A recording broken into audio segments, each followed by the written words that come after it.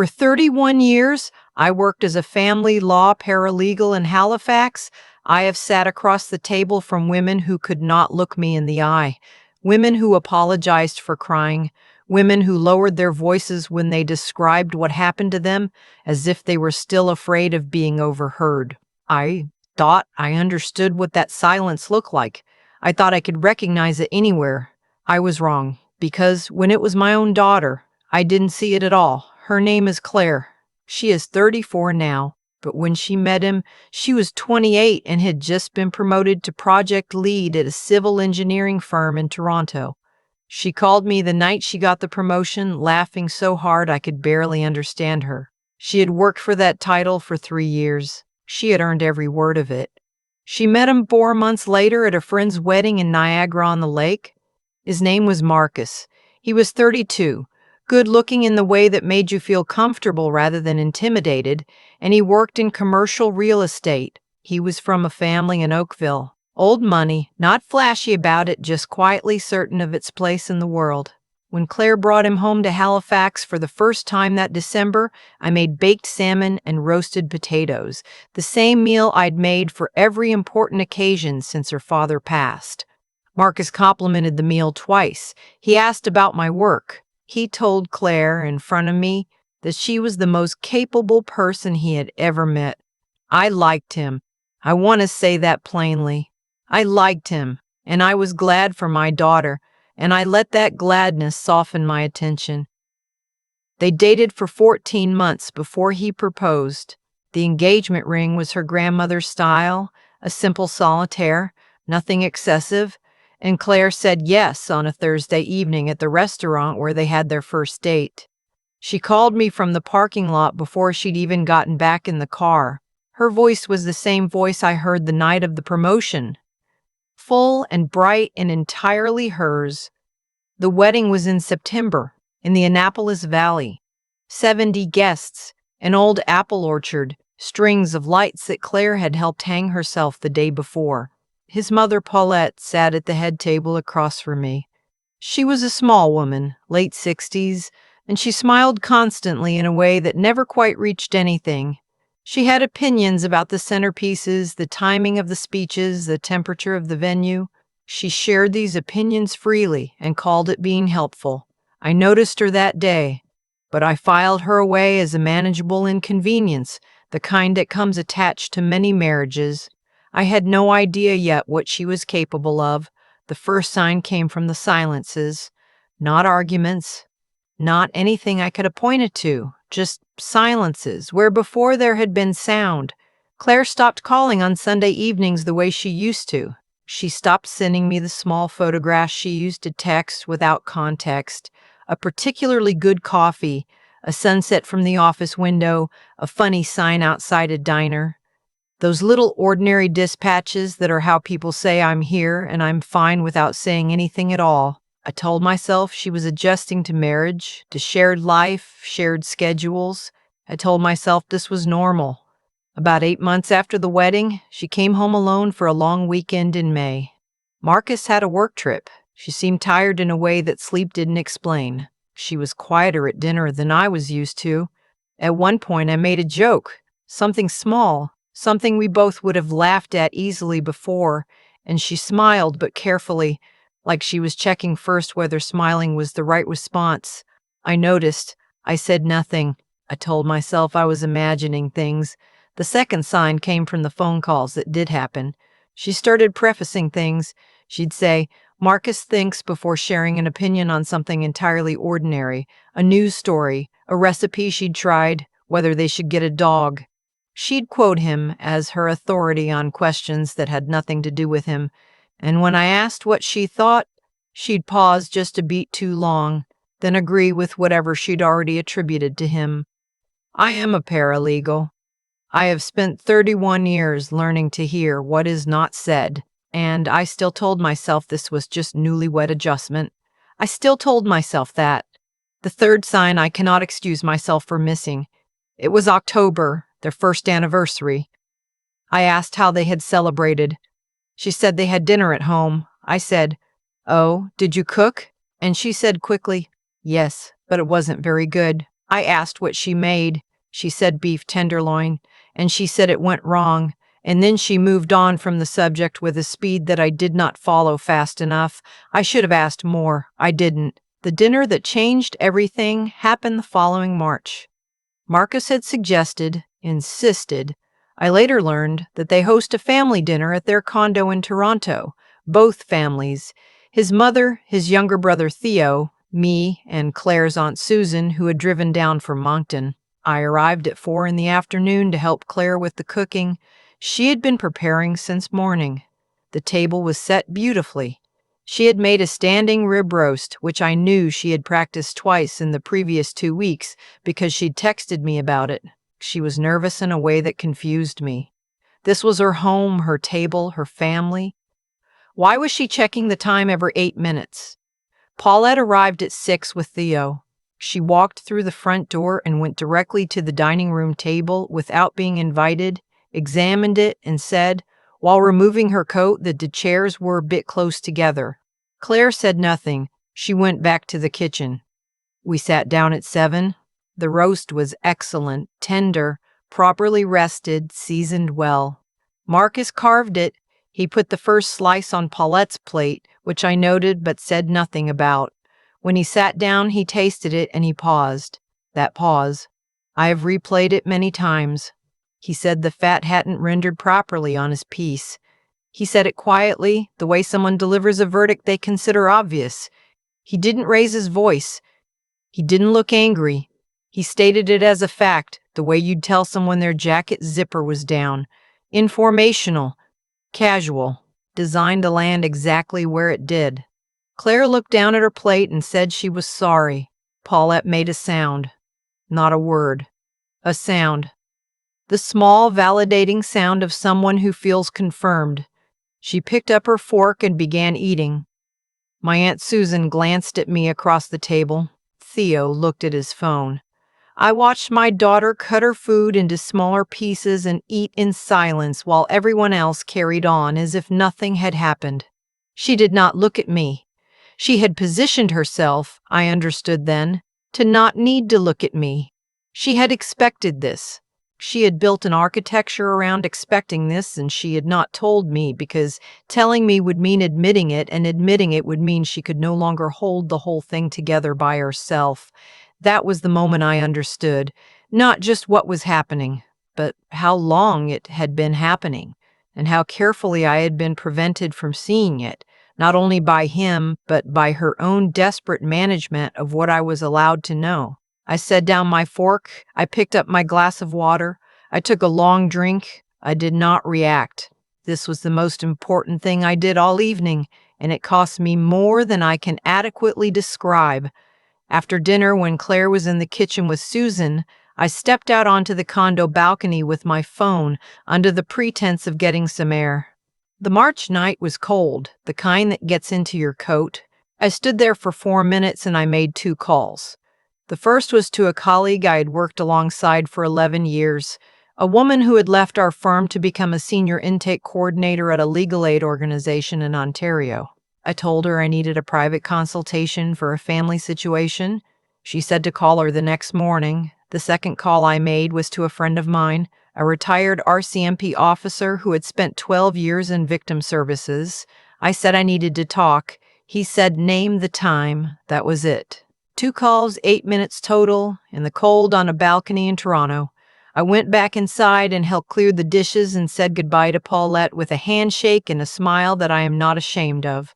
What came after that dinner was not fast, and it was not clean, and anyone who tells you these things is either lying or has never lived through one. I did not go to Claire directly. Not yet. I've seen what happens when a mother storms in before the daughter is ready. The daughter defends him, the mother becomes the enemy, and he wins without having to do anything at all. I had watched this happen in case files. I was not going to let it happen to my child. What I did instead was begin to document. I started keeping notes of every conversation with Claire, dates, what she said, what she didn't say, changes I observed. I also contacted Marcus's former employer. It took 3 weeks and a connection through my network, but I eventually confirmed he had left his previous real estate firm after a complaint had been filed by a junior colleague, a woman. The complaint had been resolved privately. I now knew something about him that he did not know I knew. I also started very gently to create openings for Claire. I called her more often. I didn't push. I asked questions that had small doors in them. How are you sleeping? Are you still doing those Saturday runs you told me about? When is the last time you had lunch with a friend from work? I watched her answers for what they revealed. She had stopped running. She hadn't had lunch with a friend in several months. She was sleeping, she said. Fine. She said fine, the way people say it when the word has been emptied out. 6 weeks after the dinner, Claire called me on a Tuesday evening. It was late, past 10. She said she needed to talk. She told me things that took a long time to say. She told me about the anniversary dinner, the beef tenderloin, the things she had rushed past when I asked. He had told her after they ate that she had no business hosting people when she couldn't cook a proper meal. He had said this quietly, the same register as the roast comment, and she had believed him by then enough to repeat it to herself. She told me about the texts he screened, asking her who she was talking to. She told me about the conference trip she'd been invited on by her firm, a 3-day event in Vancouver, and how he had found a reason for her not to go, and how she had turned down the invitation and told herself it was her own choice. She told me about Paulette, how Paulette called twice a week and always found a way to include something that diminished her. How Paulette once told her, while helping load the dishwasher, that Marcus had very high standards because he'd been raised to know the difference between a woman who keeps a home and a woman who simply occupies one. I listened without interrupting. This was the hardest thing. There were things I wanted to say in the middle of what she was telling me, things that rose up and had to be pressed back down because she needed to finish. She needed to hear herself finish. When she was done, I told her I believed her. I told her I had believed something was wrong for a long time and that I was sorry I hadn't found a way to reach her sooner. I told her she had not imagined any of it. And then I told her I had already spoken to someone who could help. The legal process in Ontario is not simple, but it is navigable when you know it, and I knew it. My colleague at the legal aid organization spoke with Claire by phone the following week. We established that the condo had been purchased jointly and was now the matrimonial home under Ontario's Family Law Act, which meant Claire had equal rights to possession regardless of whose name led the mortgage. Claire had her own income, her own RRSP, her own credit history, things he had never managed to take because she had held on to them quietly, stubbornly, even when she gave up other things. It took 4 months. There were difficult weeks in the middle when she wavered, not because she didn't know the truth, but because leaving something you have built around your survival is terrifying in a way that doesn't make sense until you've had to do it. I did not push. I stayed close. I let her arrive at each step herself, with information and support in front of her. Marcus did not see it coming. That is the honest answer. He had spent 2 years making himself the center of gravity in my daughter's world. And he had also, because people like him always do, underestimated the people who loved her. He had managed her. He had not managed me. Paulette called me once during the process. I don't know how she got my number, though I have suspicions. She told me I was destroying her son's marriage. She said Claire was unstable and that I was enabling it. She said this with the same smooth confidence she used when she rearranged the centerpieces and offered unsolicited opinions about seating.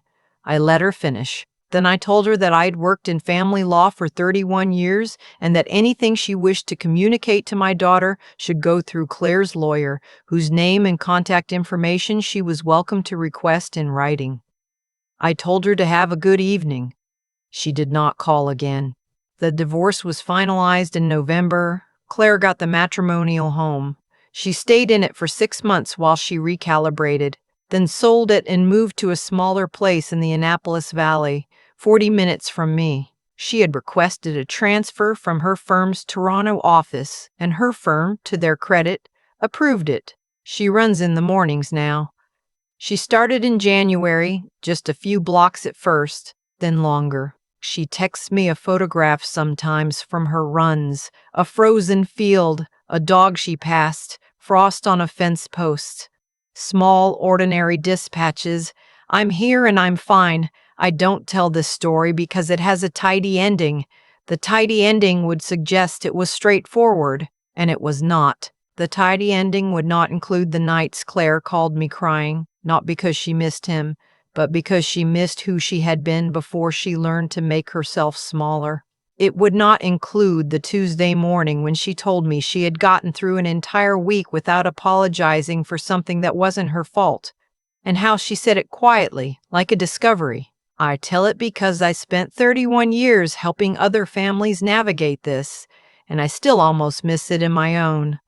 I tell it because the women in those case files were not foolish or weak. They were love people who were slowly, carefully, and very deliberately taught to doubt themselves by someone who understood exactly how to do it. And I tell it because if there is someone in your life who has gone quiet, who has stopped sending the small photographs, who prefaces every opinion with someone else's name, who apologizes when the food is fine, please pay attention. You don't have to confront anything. You don't have to storm in. You just have to stay close.